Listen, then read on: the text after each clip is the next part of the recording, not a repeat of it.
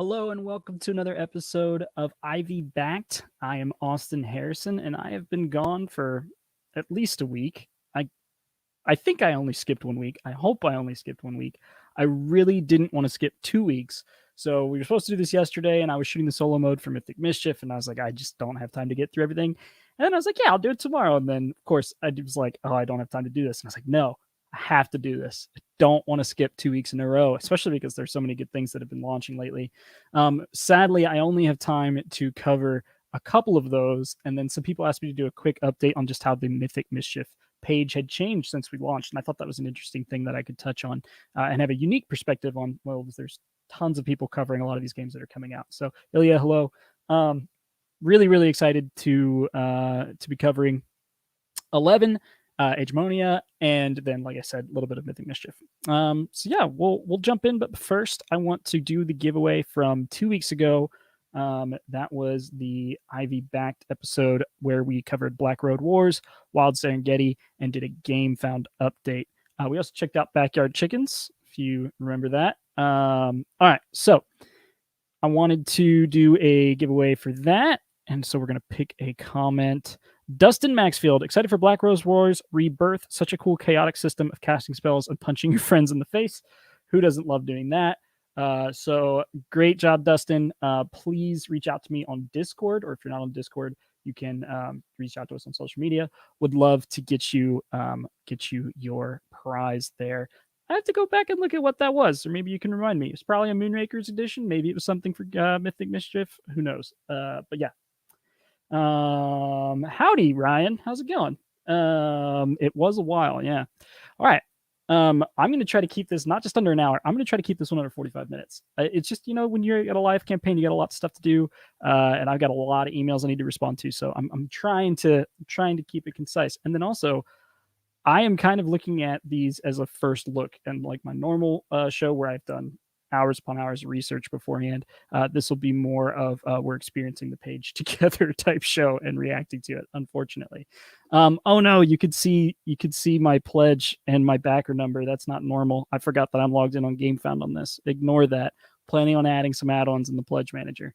All right, so yeah, 11 Football Manager board game by Portal Games. If you don't know Portal, they did Preta Porta. They did I think Robinson Crusoe. Let me check that. I want to make sure before I actually say that. Yeah, okay, Robinson Crusoe, and then Stronghold Undead. So some very big games that people definitely have heard of. I have not played Preta Porta, but I've heard incredible things about it. So yeah, really cool that they have those pedigrees. Pedigree is like a dog thing, so it's kind of a weird thing to say, but those games before them under their belt. If you have seen some video games that let you kind of like manage clubs, I've played a couple of those, not religiously and not for very long, but I have an understanding of those at the very least. And so I think it's really interesting that there's now a board game that's doing this. Hi, human. Yeah, I think it's interesting. I really like football. I really like Ted Lasso. I don't know if you've seen the show Ted Lasso. Of course, we call it soccer over here in America. I've been like in love with that show, which has been cracking me up, but I'm not like a die-hard fan. Like I'm not watching every Liverpool game or, traveling to the UK to go watch a football game. I am a casual fan. So I think I would enjoy this. I don't actually know if it's based on reality. Like, are we going to see big names in here? So I want to get through that. I have a feeling it is a made-up universe because they'd have to get all kinds of licenses that I don't think would be possible for a board game. But maybe I'm wrong. Maybe we'll see some famous names in here. So that was great. Ryan, yes, Ted Lasso is amazing. All right, so let's look through the page. I think that the cover is really good. It definitely, like, right away, even if the soccer ball wasn't there, which I'm glad it is there, but like it does just like it evokes that feeling of watching. They always show soccer managers or football managers, and like compared to American football, they're always like very like poised in their suits, just like very like glowering at the field, not really that energetic. And like football coaches are like throwing their headsets and running up and down the field. It's a very different very different style of coaching. But this definitely looks like his team just scored a goal, and I like the cover a lot because of that. All right, 11 is an economic strategy board game for 1 to 4 players set in the world of sport. Your task is to manage and grow your own football club over the course of a season and outperform the other teams. Reminds me of like Moneyball, right? But the English only stopped calling it soccer once it started to become popular in the US. I have no idea. If it was licensed, they would have logos plastered everywhere to get the attention of the fans. That's true. Yeah, they do not have that. And so 60 minutes, 1 to 4 players, 14 plus. Ha! 14 plus. Love it when I see it. Why back now? You get it first. This is a nice place for this. Get Gamefound exclusive. There's a dice tray that I believe is a like stadium dice tray, which is fun. And get more at a great price. All the extra content writing this campaign, as well as the add-on expansion, doubles the gameplay value of 11, and be a part of the adventure. We're creating the first big football manager board game for gamers. First big football manager board game. I wonder if there are other football manager board games, and how do they feel about being called the small ones now we have the first big one. I haven't heard of another one, so who knows? Maybe it is the first one. That's funny. Okay, here's that featured pledge thing. And so this is something I can talk about differently now. I have lots of things I love about Gamefound, and this isn't one of them. I don't like the featured pledges. I think either way, you're kind of shooting yourself in the foot. We had a ton of people that thought Mythic Mischief was $95 base game. And that's because the featured pledge was the Headmaster pledge. And I wonder if they've dealt with the same thing where it's like they have the 11 gameplay all in pledge. So I'm pretty sure it doesn't do that. But what it bothers me is it just, you can't anchor your price. You can't show them the base game price and then show them what they're getting with the bigger price. It's either you show them the cheaper price and they're more likely to back the base game because they just click on that and they go through and they back it, or you show them the more expensive price without the anchoring of the cheaper price. And so I would prefer to see this $60 first and then the $120 first. But that's not the way they do it. And there's enough things that I like about Gamefound to be okay with having to deal with that. It's funny. Their featured pledges is backed 536 times and their non-featured pledge is 1,016 times. So it is not, they're not currently converting up to that featured pledge probably as well as they would like, but there is a lot in that featured pledge. And I bet they see a lot of people picking just certain things they want in the pledge manager, because one of the things that is separated from the base game is the solo mode. So if you don't want a solo mode, don't add the gameplay all in pledge, because then that's $20 that you don't want for the solo mode, right? So I think Jacob said upsetting that they couldn't push it to 90 minutes isn't a soccer game, or since a soccer game is 90 minutes. Yeah, that is funny. I want to go back up. They should have just put it. It does say 90 minutes. What you talking about? What you talking about, Jacob? Maybe I said 60 minutes when I was talking. Yeah, but it's definitely 90. All right. Stretch goals. Total value, €120. Total value of all stretch goals planned for this campaign. We got the stadium dice tray that I mentioned. It's interesting they have day 1, day 2, day 3.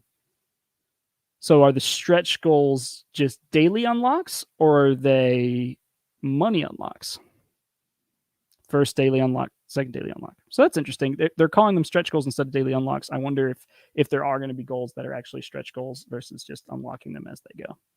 And that's a problem that I think Bloodstone ran into in whenever that launched. I think that was in February or March. Is they had so much content coming to that box that was already planned for. It wasn't a stretch goal, it's just daily unlocks. But people got their day one and they did the math in their heads and they didn't like that there wasn't as much content shown for the money value, when actually I think there was plenty of content there. It just wasn't all shown. They wanted to have the excitement of the daily unlocks. And I think that if people had waited, they would have really, really appreciated Bloodstone's amount of content compared to the price. And so this is something that I think can be really effective at keeping the excitement up, but it can also shoot you in the foot as far as daily unlocks go. But it can be great. So who's to say what they should or shouldn't do? It's all experimentation. I actually want to stop and just talk about how running your campaign, you're always humbled because something you think is going to be perfect or so important just doesn't seem to be converting people, or it doesn't seem to be resonating with people like you thought it would. And that's something I'm going to be talking about on our page, is just how much has been shuffled around. Like things that were at the bottom of the page are at the top of the page, things that are at the top of the page are at the bottom of the page. Like the pages are a living a living document that is changing in order to provide the right information to someone coming to the page that gets them interested. And so we're constantly changing that. I think we've totally reworked the page 3 times now, where we're just constantly throwing that throwing stuff against the wall to see what sticks, and it affects conversion on the page. So yeah, it's something interesting to think about. So I'm not saying they shouldn't be doing this. I just think that it is interesting that other campaigns have done it really successfully. Other campaigns have not. But I do like the Gamefound exclusive dice tray. That is very fun, especially if you're rolling a lot of dice. I always roll. Are you the type of person that rolls the dice off the table? I can't roll dice on the table. If it's anywhere near the edge of the table, those dice are flying off. Human says you do need to have it right up front that there will be dailies to prevent potential backers from turning away like that. Yeah. Jacob said, yeah, just check. You did say 16. I wasn't watching, only listening. We both goofed. No, Jacob, you didn't goof. It was all me. Don't you take that on yourself. It was all my fault. Human says he likes daily unveils. It makes it more interesting for everyone. Nice. So there's another point in favor of doing daily reveals. All right. So here are the expansions. You got stadium expansions, international cup expansions, international players expansion, unexpected events expansion. Oh, that's interesting. And a unique setup deck for $5. I probably wouldn't play this one solo. And so I'd have to do a little bit more research on what these are. And look, you got all these components. This is one of the things I really like about Gamefound is like you can keep your page pretty compressed, but if people are like, oh, I wonder what's in this. Oh, okay, cool. There's like a tournament board and there's opponent cards. Like it just adds a lot of space for you to be able to dig into what each thing is. That's cool. All right, what's in the box? 13 extra thick game boards. Nice.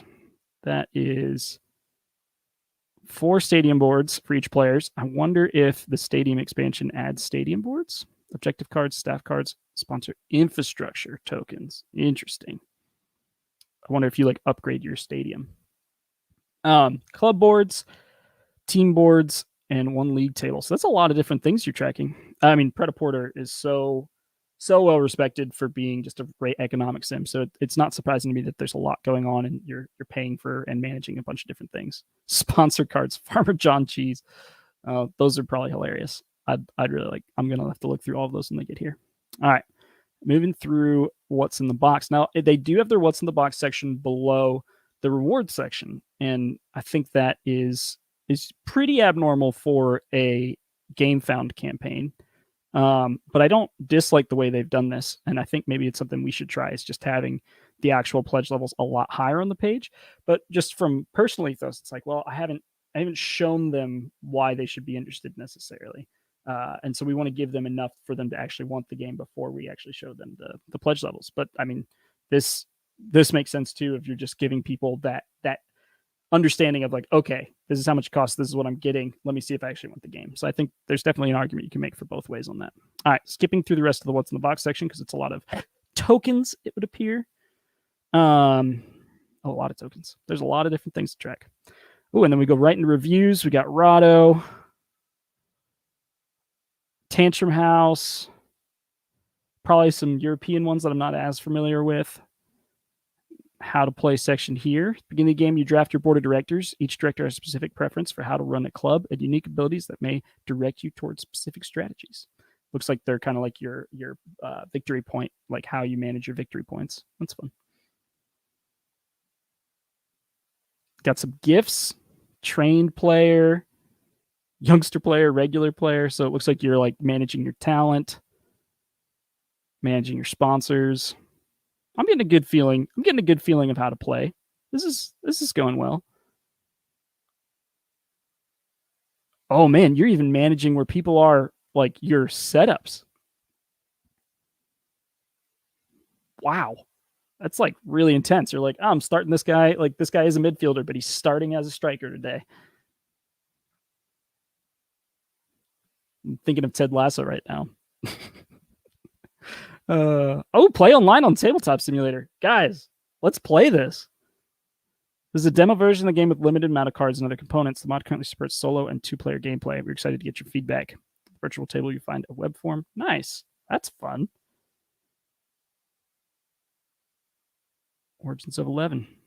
Portal Games, Robinson Crusoe. Oh, they're also Imperial Settlers and Detective. Wow. I should have known that. That's awesome. Really, really cool. Shipping is right about where I'd expect. Poland is very cheap, so I'm guessing this is being produced in Poland. I mean, that makes total sense. Poland's really doing a lot more production these days. Yeah, nice little page. I like it. I think it gives you enough information on what the game is and what the feeling of playing will be. There's a lot of good review videos. They do a great come back. A great Why Back Now section. Trying to think if I'm missing anything. I think maybe just a little bit more about their other games. They have it down here at the bottom, but I'd love just like a little blurb about like some of like why you should listen to them or trust them as a game designer. Because this is a great section. I just maybe want a little bit more of that information a little bit up, a little bit further up. Yeah. Is that on here?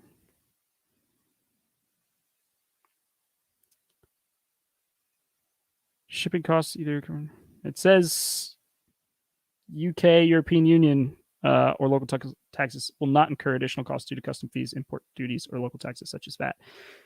It's very different between European, and I'm not saying this is not across the board, but European and non-European campaigns. I would say I most often see non-European campaigns charging that in the Pledge Manager, and European campaigns just kind of including it.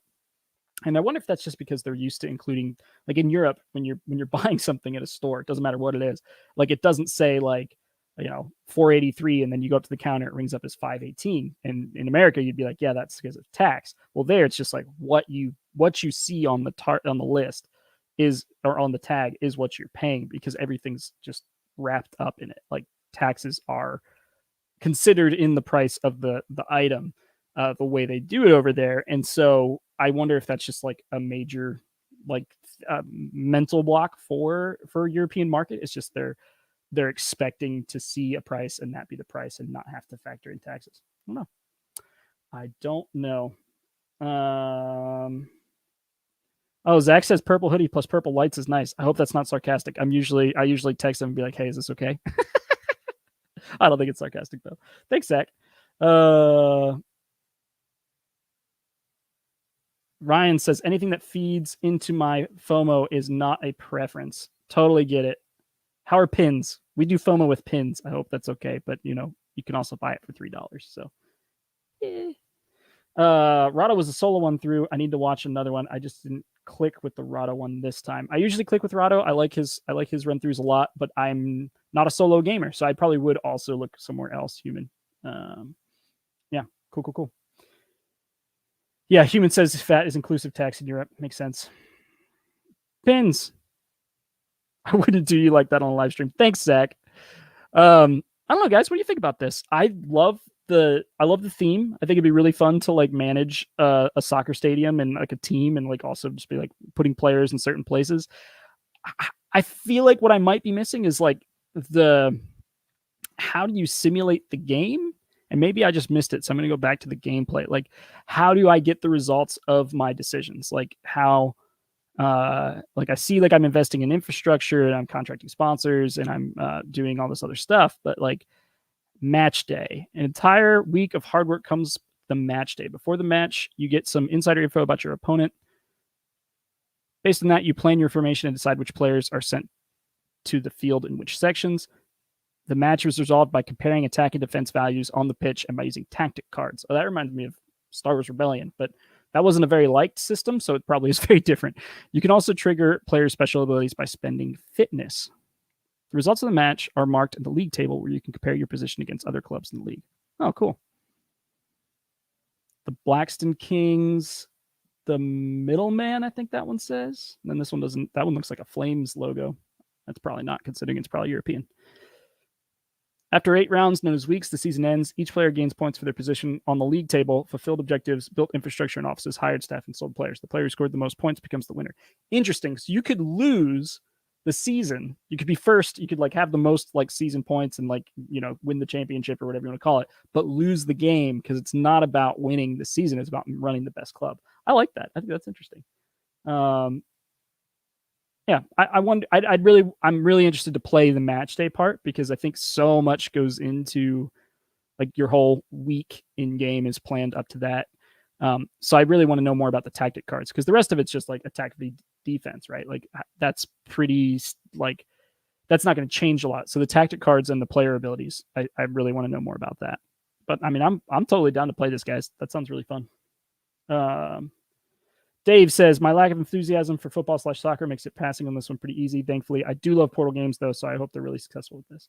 See, I like soccer. I played soccer in high school, so I'm the opposite. It makes me slightly more interested, but at the same time, other than Ted Lasso, not really that interested in European football. I mean, I'd love to go to a game, but I'm not like, I don't have to be there. All right, so that was 11. All right, Agemonia.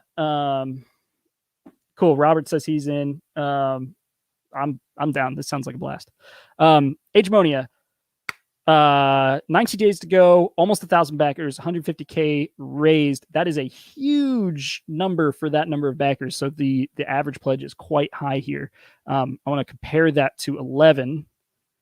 So 11 is 1,600 backers and 151,000, euro. And so they are under 100 on their pledge, and Agemonia is like 1.5, so it's $150 roughly per pledge average, which is big. Agemonia, let's go ahead and check out. I did want to cover them because a few of our team's favorite games, maybe not favorite games, but Flemme Rouge is one of Max's big faves. He loves that game. So I saw that. I was like, oh man, I'm excited to cover this. And then of course Eclipse. Most people know Eclipse. So it's and they also have Nations. So some really solid games there. First created, 2 backed, but I wouldn't let that scare you. They obviously have a history of making games. So I mean, obviously I'd love to them back a few more games, but they're an established publisher. I'm not worried about them not being able to make the games at all. Greetings, my friend. Please come in. Let Ribo be your humble guide through the world of Agemonia. So this creepy mask dude is a fixture on the page, which I thought was really interesting. He like returns and is going through the page to like tell you about different things. So you'll see him pop up right here on the how to play page.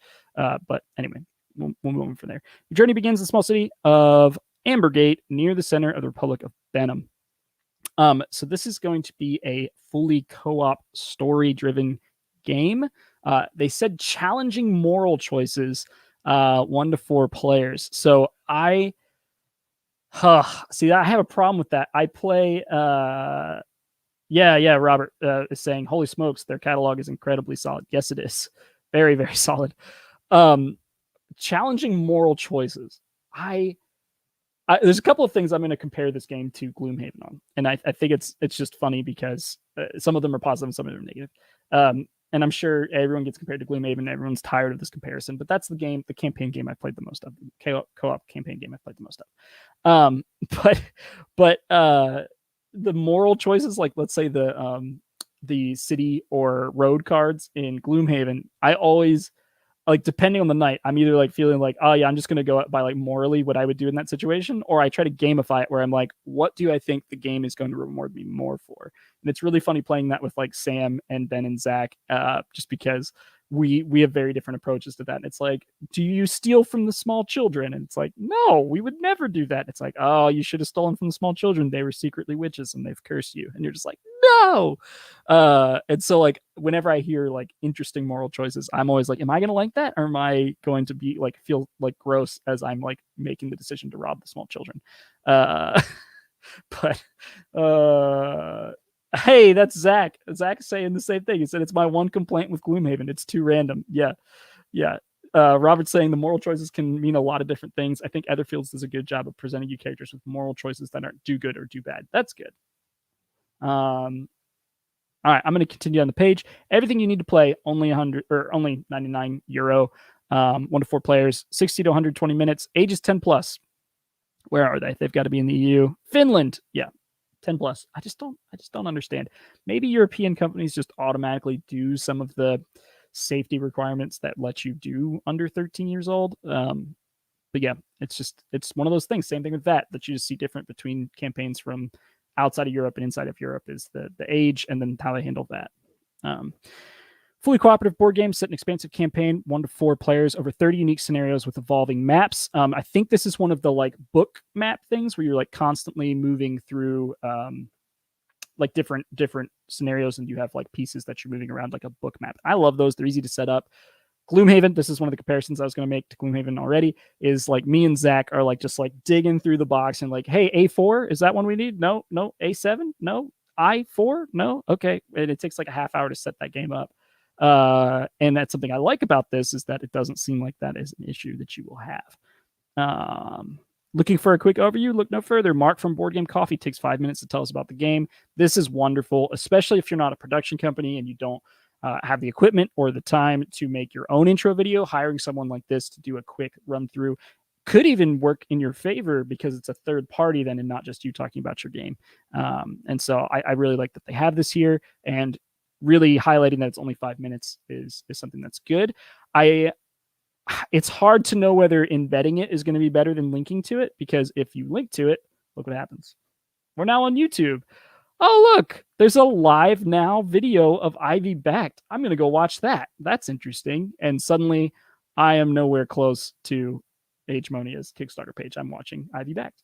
And so if it was embedded, you could just click it and it would play right there. And then you'd stop watching and you'd keep down the page, which is actually going to be better for Agemonia, in my opinion. So, but it does look really nice to be embedded like this, or to be not embedded, linked like this. The story wasn't all upfront and heavy. It was weaved into my adventure like a fine handcrafted basket filled with surprises. I loved it. Mark Maya. I don't know how to say that. Sorry, Mark. All right.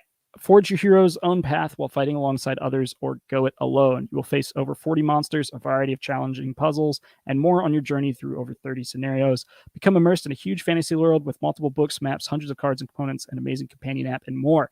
Companion app. Interesting. That's not mentioned until there. I wonder if you don't have to use the companion app. There's like a book to do it, but if you want that, there's a companion app. We'll look for more information on that on the page. First Look, MVM, always a good series because it's a nice example of how a game will play or feel without having to spend an hour looking at the page. So I like that.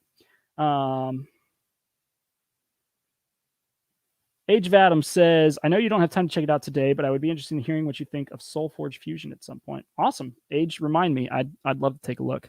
How to Play from Rybo again. He's back. Before beginning your adventure, surely you must seek instruction.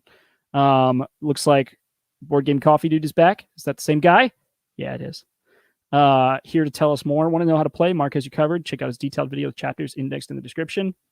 Always nice. We actually forget. Zach made us a fake one that had it like as you go down the page, and then I forgot to add the real one when we got into YouTube.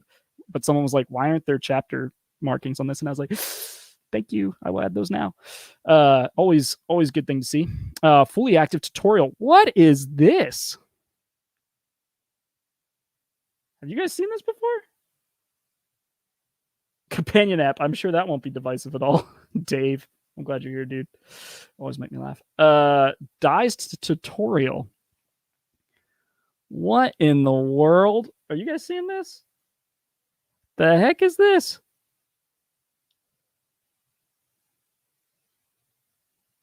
All right, 32 megabyte download should go fine.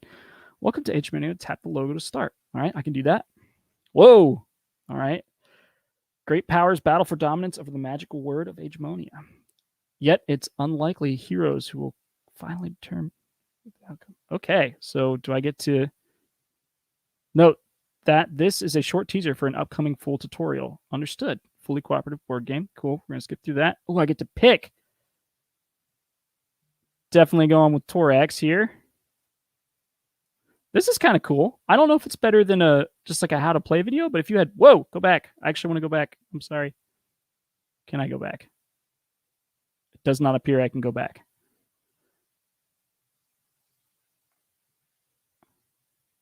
We'll go forward then. Oh no.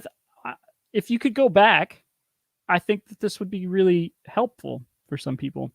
Everybody learns in different ways. Some people just want a video. Some people want an hour alone with the rulebook. Some people want something called Dice that teaches them how to play while looking at a window on a internet screen, also known as a computer. Dized. Looks like you can get it on your phone too. It's interesting. So it's like a tutorial app. I've never heard of that. Have you guys heard of that before? Huh. Dized the new way to teach rules without reading the rulebook. Well, you guys have obviously heard of it. I haven't. Play online with Tabletop Simulator or Tabletopia. They did both. I would play this on Tabletop Simulator. Sorry, not Tabletopia. Tantrum House. Great to see them here. Melissa and Kevin. I like the way that this publisher does these personalized things. It's like, hey, like Mark is here to give you this thing. And then it says, Melissa and Kevin are here to do this thing. It's like, it's really, I feel like that's a nice way to give back to the creators that are making it. We should do stuff like that. Alex. Oh man, I don't have time to watch this right now, Alex. I don't know if you're watching. You probably aren't because I moved the day on you, but I would totally watch that if I had more time right now. Care to peer into another hero's journeys? Ribo will help you see what lies ahead, but be warned, minor spoilers. That makes sense. Mark's got a playthrough, maybe? Is this Mark? No, this is an actual, this is a team playthrough. Cool. So he must have gone there to play that with them. Man, there's a lot of big names on this. You got Board Game Co. You've got Rado. These are great. All right, core game pledge. Everything you need to play for $99. Monster minis is the other big thing. Okay, so if you want monster minis instead of standees, let's look. Enemy boards, 100 monster standees. Yeah, so the base game comes with 100 monster standees, and for €70, which is what, 90 US, that'll tell me right there, 82 US, you would get all these monster standees. Isn't that all of them? 5 big boss minis, 84 minion minis. Huh, that doesn't equal 100. What ones are we missing? Probably not important. Component features, the heroes. All right, we're going to skip through. I like these minis, though. Highly detailed miniature. I wonder if they're going to add anything to the mini bases. This is something that it's something I didn't think about until we were like in the middle of the like preparation for the campaign. I was like, oh man, I really want these miniatures to have custom bases. I don't want just like the plain bases. We didn't think about it on Unveiled Fate because it was an actual like component thing. Like they had their classes on there. But I do, even if it's just like a cobblestone texture or something, it feels a little bit more thematic to me when that's there. But I do like these. What do you guys think about the color? I always wonder if it's not going to be gray, but you don't want to make them custom, you don't want 5 different player color things. Like these, I would almost want to paint these just so I could differentiate them when I was playing a little bit easier. Obviously the shapes are extremely different, so I'm not like overly worried about that, but yeah. Hi, Tomer. Dized kickstarted a campaign a couple years ago, Human saying. Huh. Internet screen, new favorite phase. You're welcome, Aaron. Oh, goodness. All right. Such quality, such exquisite merchandise Ribo has for you. Come see more. Massive world to explore, beautifully illustrated and highly detailed maps. The maps do look nice. Ooh, I love like internal building maps. Yeah, this looks really nice. 25 scenario maps. Unlock new areas. All right, I'm skipping through the monsters because we already talked about that. I'm going to skip through some of the storytelling stuff. Delve deeper into the world of Agemonia with the Origin Storybook. Ooh, that kind of reminds another Bloodstone references. Bloodstone obviously has a book that goes with it, which is interesting. So it's kind of on the same wavelength there, I guess. Very different games, obviously. Core games and minis pledge, add-ons. You get metal coins. Oh no, I shouldn't have looked at that. You can't get metal coins. Just tell me you can't get metal coins. That's what I'm telling myself. There's sleeves for all you sleevers here. Ooh, sun drop for the minis. Now this is a campaign that I would possibly do that for the core game. If only that the only reason that it just maybe added a little bit more differentiation. I could see the details on the like player minis a little bit better, just so that I could, like, while I was playing, I wasn't accidentally moving Zach's piece. But I don't have a huge problem with that in other games like Gloomhaven. Like, it's usually pretty established who each person's pieces are. Get it all for only €200. I don't know if I'd use the word for only there. €200 is a lot of money. I know that's pretty standard marketing talk, but it just feels a little weird. All right, and then we got stretch goals. Looks like we got some new minis that you're unlocking. I wonder if this is included in the minis pledge. Okay, let's look and see. Core box, miniatures box. I wonder if that's that pledge. It's kind of hard to tell. It says miniatures included in the minis pledge, punch board standee in the core game pledge. Aha. Okay, so it is very clear. Just making sure. Cool. And they've got a lot more to unlock, but they just launched. And I wonder how deep this goes. It looks like it stops at 200, which is good. I'm always worried when it, if they go to like 1 million and their first day hits around 100K, it's like, okay, well, is it going to hit 1 million? And then you deal with, okay, are the stretch goals helping you or hurting you at that point? So I think they did a great job at keeping like a big new hero unlock at 200K, because that's how far away are we from that? Yep. 147. So they're not too far away from that. In fact, they might have unlocked a couple of things past 147. Yeah, because we've got 125, 135, almost 150. So they've got 3 unlocks that have been probably today. So they're going to have to come back and update that. Ooh, an app upgrade. Add voiceovers and sound design to the encounters in the companion app. Exciting. I like that. People are probably tired of listening to my voice. Only imagine if you played Gloomhaven with me and had to listen to me read all the scenarios. Cool. Overall, this is a really nice campaign. They had a really nice balance of the feeling of the game, the components, and the influencers talking about the game.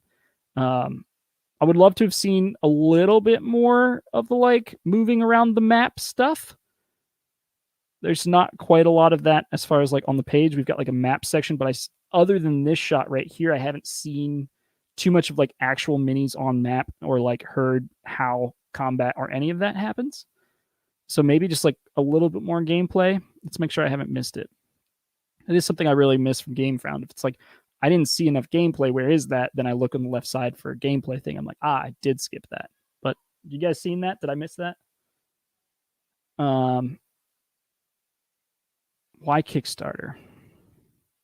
Oh, this is a nice section. It's at the very, very end, but it is a nice section. Gameplay.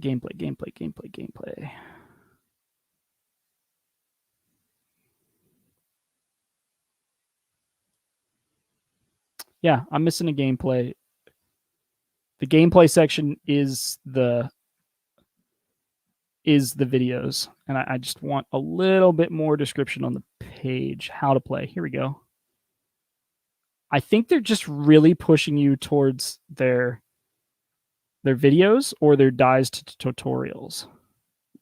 So maybe that's an actual like, this is a decision we're making. We're not going to give them enough gameplay on the page, so it forces them to go look at a video or go look in dies.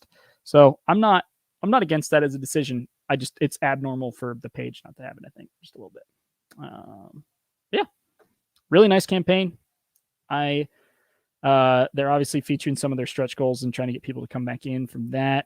And overall, it looks like a lot of content. I mean, it's really hard to gauge comparatively. You have some that are like, hey, there's 12 scenarios, but each scenario takes 4 nights to play. Or it's like Gloomhaven, it's like there are like 150 scenarios in this one box, and it's like, yeah, they each take 2.5 hours too. And so it's just a lot of content in these games. I'm kind of at the place where like I have, Lord of the Rings, Journeys of Middle Earth, I have Gloomhaven, I have Frosthaven, I have several other of these big box thematic campaigns, and I only have one group to play them with. So I think for me, the challenge isn't just, am I going to like this game, but when am I going to get it to the table? And I think that's where they're, why are you backing this now? Like, what's the point in backing this now becomes so important.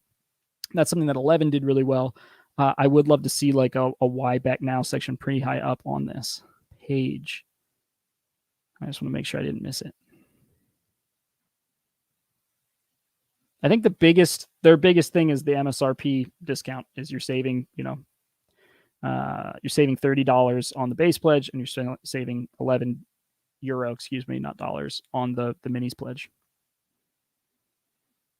I just want to make sure. I haven't seen any exclusives or anything like that, but they might just not be planning to take this to retail too. A lot of these games don't make it to retail like Gloomhaven has. So yeah, cool, awesome. Jonathan, time is your most limited resource. Very true. And I'm at 40 minutes, and I said I wanted to be out of here at 45.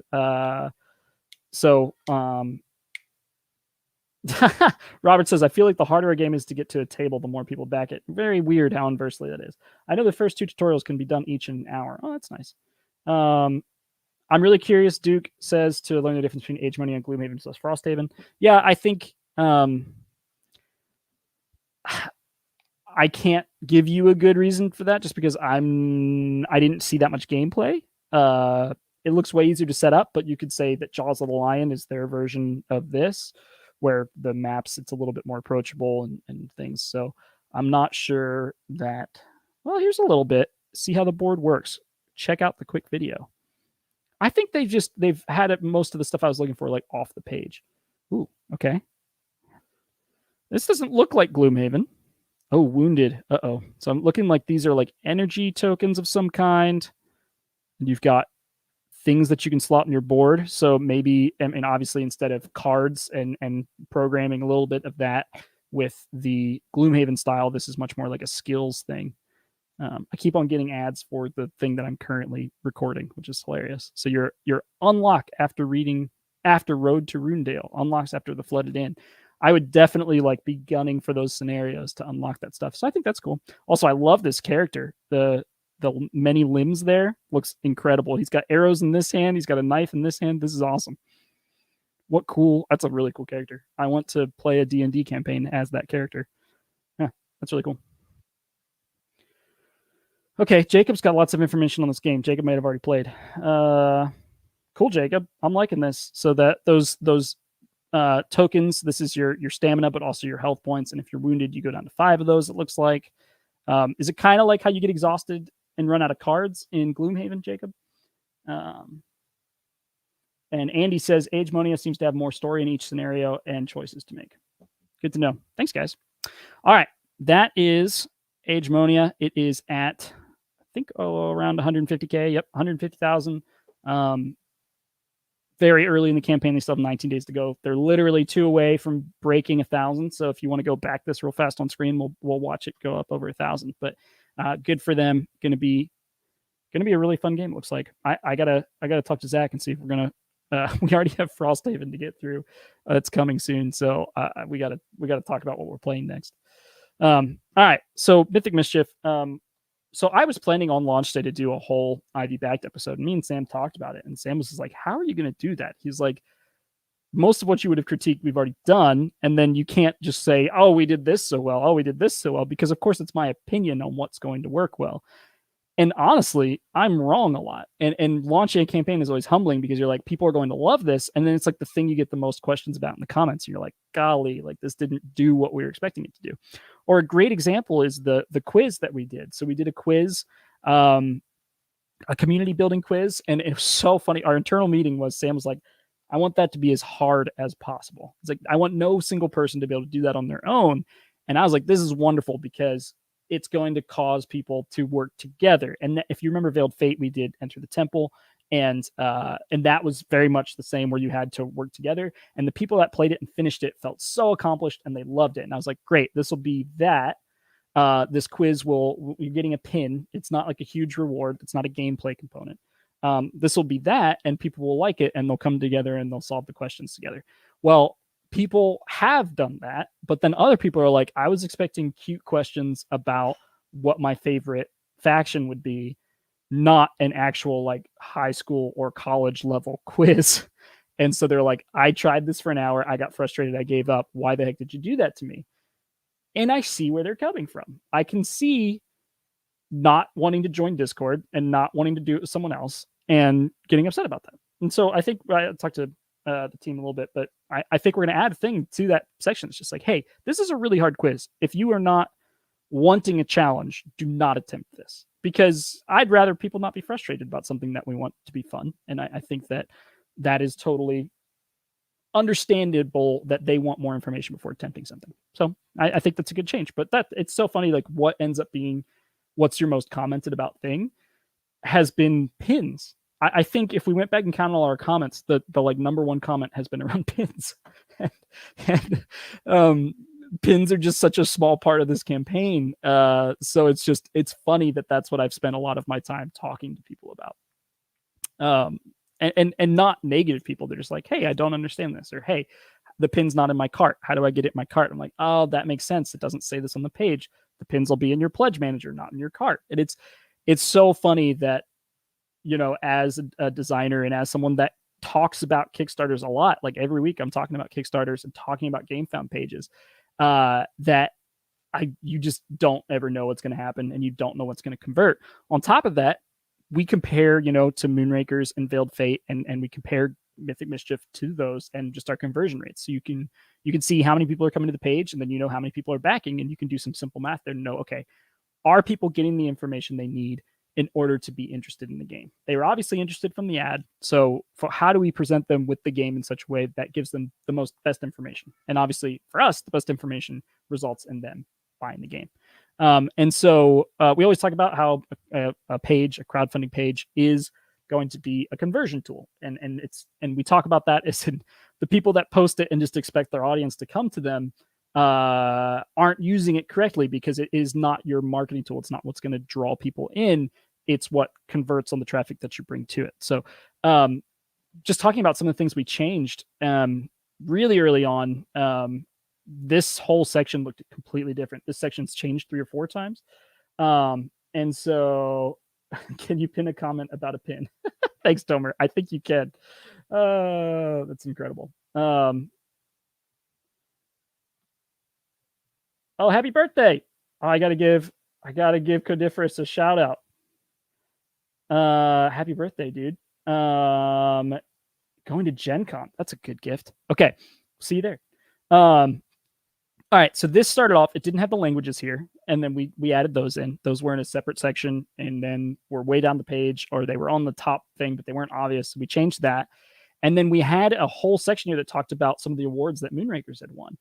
And almost every previewer that looked at it was like, oh, it's already won awards, because they didn't read it. And I don't blame them. They were just scrolling through the page.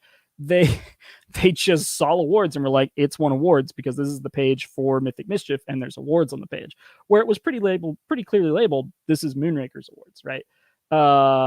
And so not only was that confusing people, maybe in our favor, but we don't want to confuse people, but it was also taking up a lot of space. And so we had some peer reviews where we had some people come look at the page and tell us what was engaging for them, whether they be board game people or non-board game people. And we heard some of the things that were just interesting to people. And then we looked at our ads that were performing the best, and asymmetry that makes it to the table was resonating with a lot of people. So instead of awards right here, you now have this section here. This kind of used to be in the what makes Mythic Mischief different section, which is no longer on the page. It now has this kind of quasi what makes it different section that is right here in this top image now. And then the second thing that people really resonated with, and people really just accepted, knowing the number of factions and the type of game it was the high replayability. Shorter games, lots of variance between the different factions' abilities, and then obviously just the game state changes so often. The board's always different, the puzzle's always different based on what's going on. So yeah. And then the 5 different ways to play with the Headmaster box, and then trying to push that's a Gamefound exclusive. Why are we trying to push that? This is something that everything in the Gamefound box is acquirable, right? Like, you can get all the factions. You can get a second game that has second board library components. We're planning on some kind of solution in the future where you can get a second set of library components. I don't know what that is yet. But right now, a storage box that holds everything and comes with that second box is exclusive. Like, it is a Gamefound exclusive. But what holds all the content now and is the best bang for your buck is exclusive to this campaign. And we just wanted people to understand that like, hey, I can't get this at retail in a few months. Well, obviously in a few months, in July when it's supposed to deliver. It's going to be separate, and you'd have little boxes separate from the core game. All right, so go in there. Best to change campaign art, Zach. Adding Game Trade's logo. Oh, that's amazing. Oh man, you confused me. I'm pulling my money out of MM. Thanks, Tyson. Goodness. All right, moving on from there. What's in the Headmaster box? This is not normal for us. We usually would follow that section up with gameplay.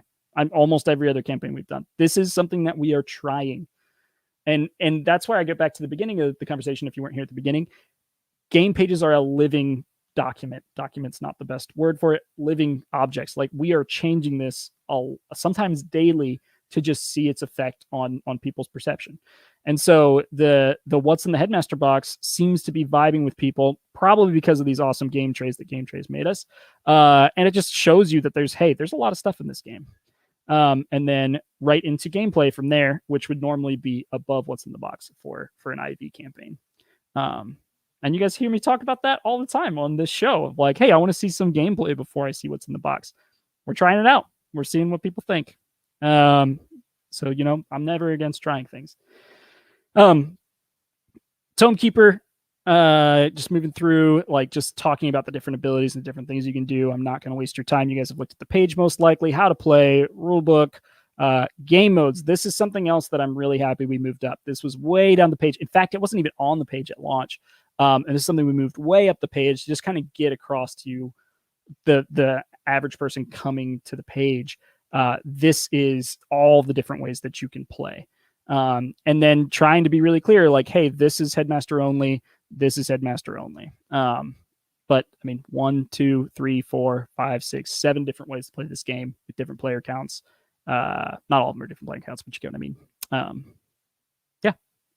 In the main box. In the Headmaster box. There's 7 different ways to play. This used to be at the very top of the page. We moved it down just to see what people are thinking. And then here's our Why Back Now section. It's much lower than what we were just looking at on the 11 page, but you're getting the free expansion, the Headmaster box, and then you're also getting to influence with different faction ideas. Yeah, I would say our biggest changes is putting this all above which you're about to see. Oh, actually, I want to talk about that one too. So solo mode, we're going to be adding a video to this section very, very soon. I shot it yesterday. Yeah, I'm pretty excited about finally sharing that. And then premium upgrades. This is something that I don't know if it was because it was Gamefound or just because we're hitting a new market with this abstract game. I'll get to your question in a second, Tomer. That's a really good question. Premium upgrades. People were like, where are the stretch goals? Why are there no stretch goals for component upgrades and things? And we realized that we didn't convey that quite as well. We had a section that said premium by default in the what makes Mythic Mischief different section, but it didn't have its own section where we talk about all the different things that we've done to this game to make it feel premium. And so this section was a direct result of that complaint from people was, oh, we need to show them how we've already upgraded the game. And so we talk about the miniature bases being upgraded. We talk about thicker cards and custom molded tomes instead of little cubes and double layer boards and game trays and oversized tome keeper, which is huge. Do I have one right here? I don't. It's over on the table. But like just things that would normally be stretch goals that we've just unlocked from the beginning. Cool. Then we go on to what's in the pledges. Love the vampire here. I'm gonna answer Tomer's question. Quick question: does Gamefound or even Kickstarter allow for you to run A and B multivariate tests? I wish they do not. I would love to have page A, page B, and you could just see which one's performing better. I think that would be huge for crowdfunding in general and be a huge thing that Gamefound could do, where it just splits your traffic between the two and gives you a traffic report based on, like, you had 500 people on this page, 500 people on this page, you had 100 conversions on this page and 50 conversions on this page. It's like, cool, keep it page A. Let's try something different for page B. And it should be a thing. They do that for emails. They do that for a lot of different things. People do that on landing pages a lot when they're testing, just marketing traffic. It would be wonderful for pages. They do not allow you to do that right now. Hey, Robert. Almost every other campaign we've done. Get out of here, Robert. I said it. Just kidding. I love you, Robert. Any chance you can get an index on the left that says rulebook and sends you there? Oh, you want this to say rulebook. I can do that. I'm probably not supposed to show you the back end of this yet because it's still in beta. Otherwise, I'd do it right now and just show it to you live. I'll ask Gamefound if I can do that another week. Yeah, Tomer says, as a product manager, that would be a dream on crowdfunding campaigns. Tomer, it really would. I literally said that to Sam like 3 days ago. I was like, golly, I wish you could A/B test pages. That would be so helpful. To your point, Chris, yes, I will add a rule book section here for the people. Something that I think is probably one of the next things we try is all of this information is on the page, right? You've got the what's in the pledges sections, what's in the pledges, what's in the pledges, what's in the pledges. All of that information is right here. And I don't know if being hidden there is effective enough to want to take it off the page above here. But at the same time, I could see just that whole section being replaced by this because all of them have that in there. So, something we're thinking about. Aaron, we have not had, is Gamefound more welcoming to your feedback than chaos? We have not had like our post-campaign meeting that we will definitely be having. Already, though, yes, like just like the customer service and interaction level we've had with Gamefound versus Kickstarter, as you would expect, small company versus giant company, has been night and day different and much better. And I'm really excited to have that meeting with them because there's just some things that I'm like, I'd really love to just see this small change. Or, hey, how about A and B testing? You guys think you could do that in the future? And they are way better positioned to try that than Kickstarter is. So yeah. Codiferous says, any chance you could stream gameplay from Gen Con to the GF page? So, internet is the issue at Gamefound, at Gen Con. I believe we looked at adding internet to our booth, and it was something like tens of thousands of dollars for the speed we would need to live stream. And it's not a Gen Con thing. That's a conference center thing. So no, we are not doing that. We might try to use our phones to stream something or say hi to Discord through it, but we are not planning on live streaming. We may record some stuff for posting later. So yeah.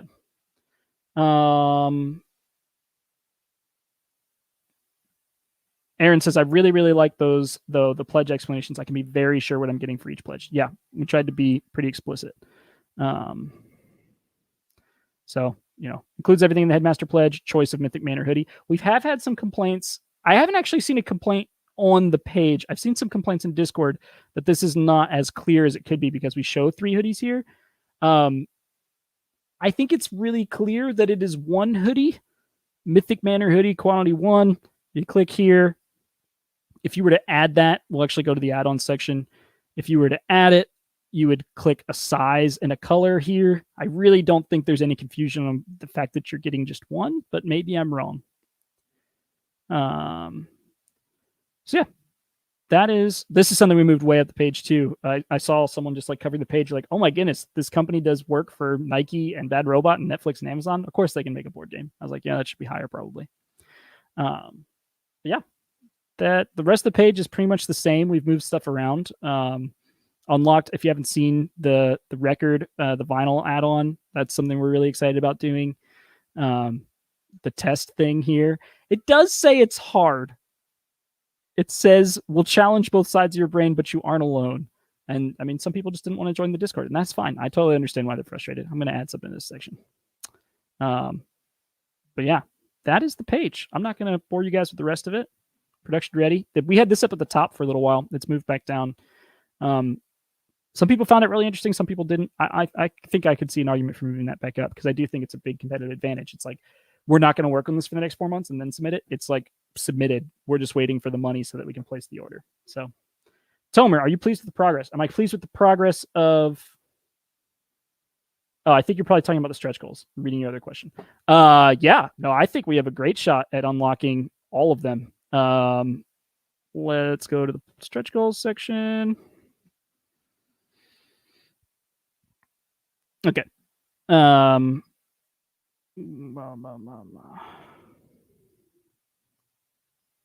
we go. So we've already hit 300. We're getting closer every day to 375. I think that we could hit, I think just a guess, the current trajectory of the campaign hits somewhere between 500 and 600.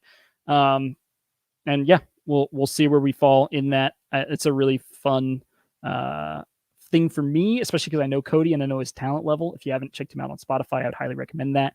But I think we unlock most of these, if not all. And honestly, I just can't wait to hear the main theme. So I'm pretty pleased with the progress on those.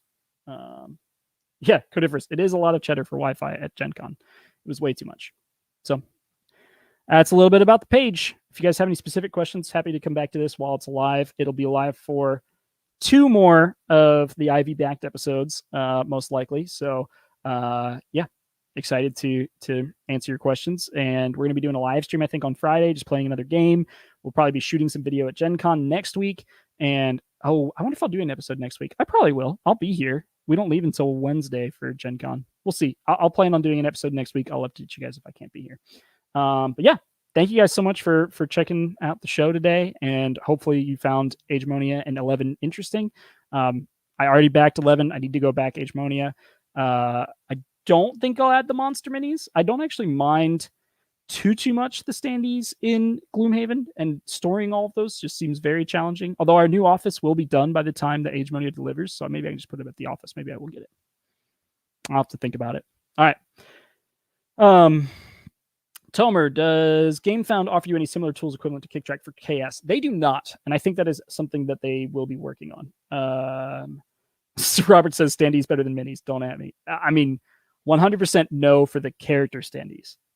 For character minis, I love character minis. I love having my own character mini, and I have not painted them, but I am the type of person that wants to paint, just hasn't quite had the time. You know, I have children.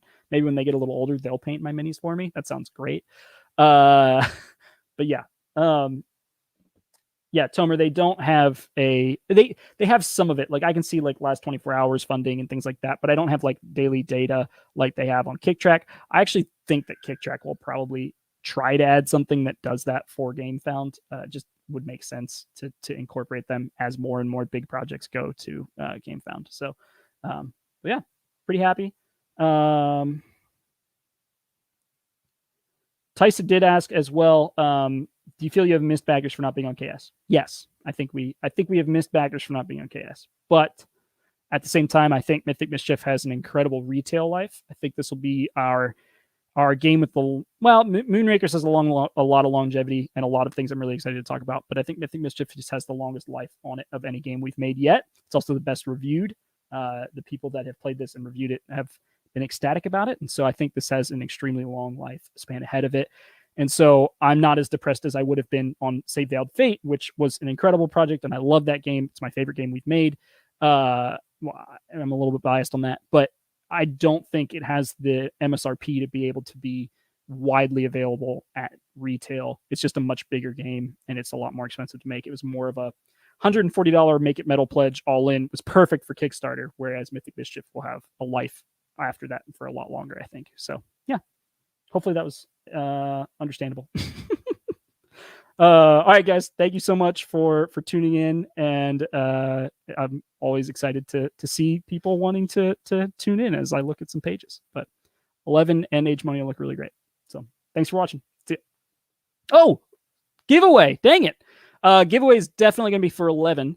I want you guys to come up with a football player, a fake football player name, nothing raunchy, but like kind of like I saw some on the page, and I want to find them now. I had this planned out and I forgot to do it. Yeah, like this one's like Gonzalez or Bianchi, and I just want you guys to submit your idea for a footballer name. Be clear once again, no dirty jokes or anything like that. Just it's got to say your football name submission for that, because they had a blast making all those names. You know they did. There's probably a ton of them in the game. So that'll be a giveaway. We'll do a Mythic Mischief hoodie if you guys want one, and we'll go from there. Thanks, guys. Have a good day.